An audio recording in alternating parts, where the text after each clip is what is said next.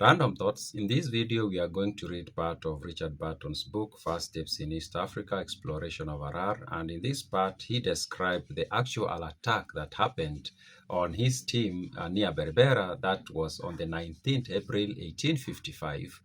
And of course, this entire book is about his journey from Aden all the way to Harar to Berbera and then back to Aden. And it's a book that was published in 1850s, a long time ago. Now, in the last video, I told you about Richard Burton and his team capturing or finding or talking to scouts, people who had been sent by people who were planning to attack the camp of Richard Burton. And these three guys managed to persuade and convince them that they were not scouts, that they were there to investigate something different. And Richard Burton believed them, not just Richard Burton, but everybody in that group believed that these guys were actually not an enemy. They were just guys doing other stuff. And these guys even laughed at them like, are you people scared of us and we are your protectors? And they believed them, and they did not make any special arrangement for security that evening. They just posted two guys like they usually did. And that was a big mistake because they were found unawares later on. And this is what he writes about the actual attack.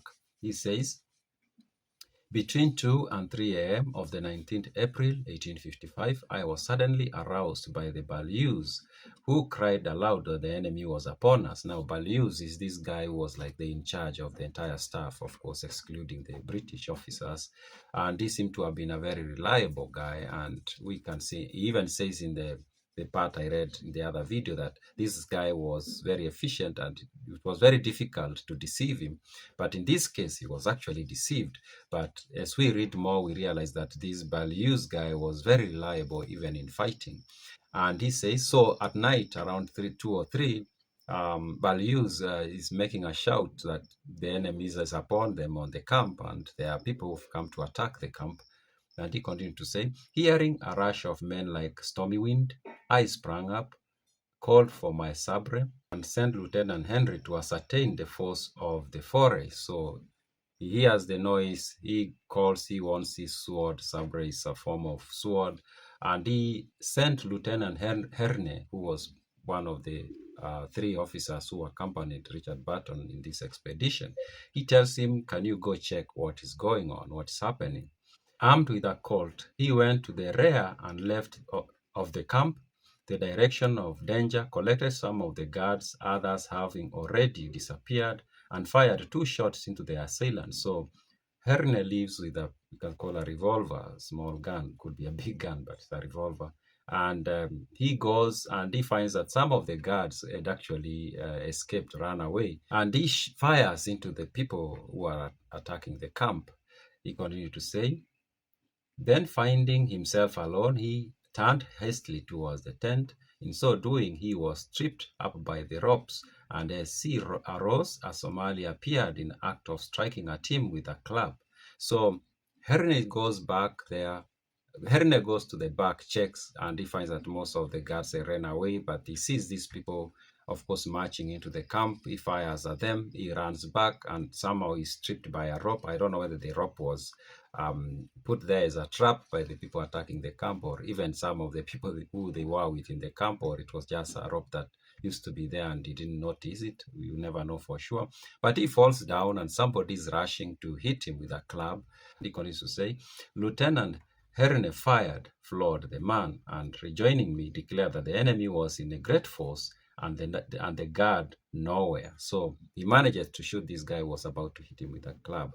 And then he rushes back to Richard Burton and tells him about the danger they were in. And he tells him that the guards were nowhere to be seen. Seems like they had disappeared. He continues, meanwhile, I had aroused Lieutenants Stroyan and Speck, who were sleeping in the extreme right and left tents. So, of course, he calls out for the other British officers, that is Speck and Stroyan, and of course alerts them that there was danger, they were under attack. The former is presumed arose to defend himself, but as the sequel shows, we never saw him alive. So the former is Stroyan. So Stroyan, they don't know exactly what happened, but they never saw him again alive. Seems like he was caught unawares or something of sort, or as he was preparing, and then he was hit and he died basically, or at this point is very injured, we can assume.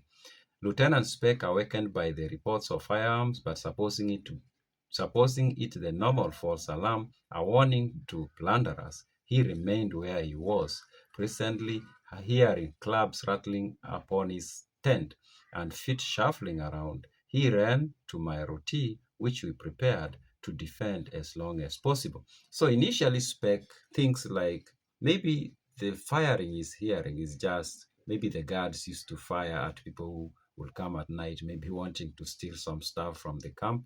So maybe he assumed that is what it was, but then slowly realized, no, that's not what it was. They were under attack. And and he runs to where Sir Richard Burton was, and this is a tent that they had decided they were going to defend.